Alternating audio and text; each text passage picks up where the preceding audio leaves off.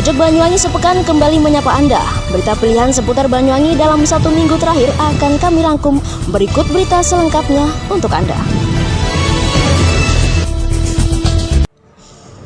Berada di Aula Kejaksaan Negeri Banyuwangi, masing-masing jaksa di Kejaksaan Negeri setempat mengikuti persidangan yang digelar secara online.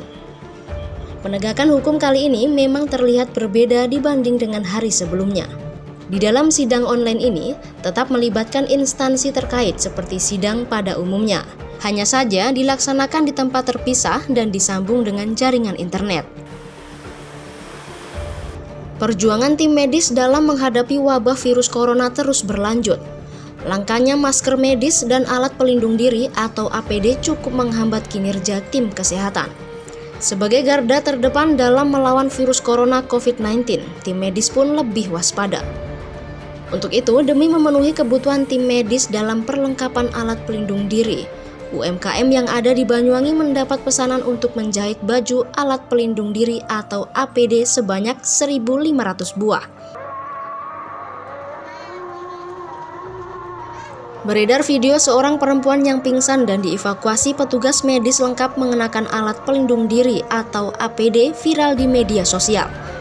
Diketahui lokasi kejadian di area Kalilo, Banyuwangi, Jawa Timur. Perempuan yang dievakuasi diduga hanya mengalami kelelahan. Video yang berdurasi sekitar 22 detik tersebut sontak gemparkan warganet karena khawatir di tengah pandemi corona.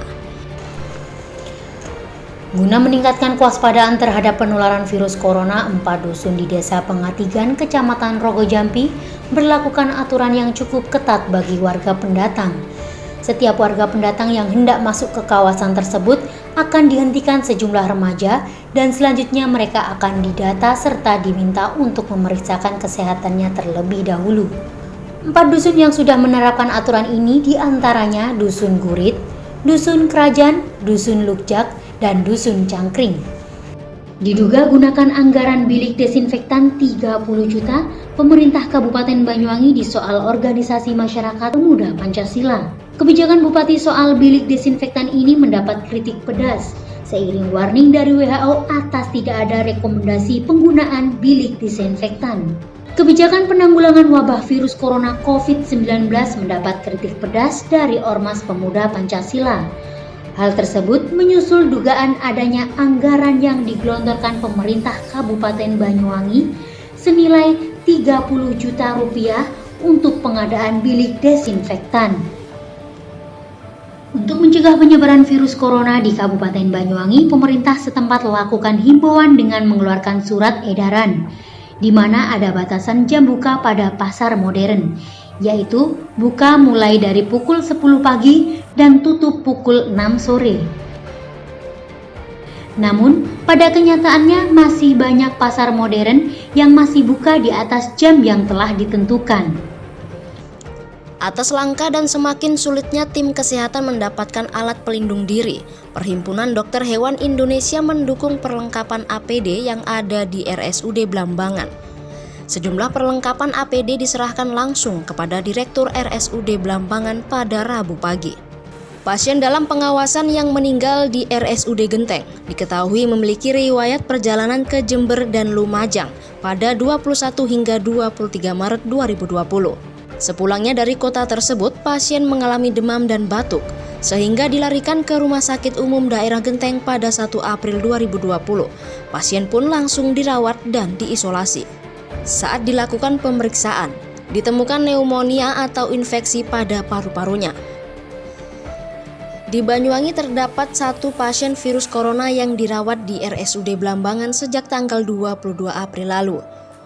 Namun setelah mendapat perawatan dari tim medis, pasien tersebut berangsur-angsur membaik dan pada hari ke-18, tepatnya pada Rabu 8 Maret, pasien tersebut dinyatakan sembuh dan bisa pulang.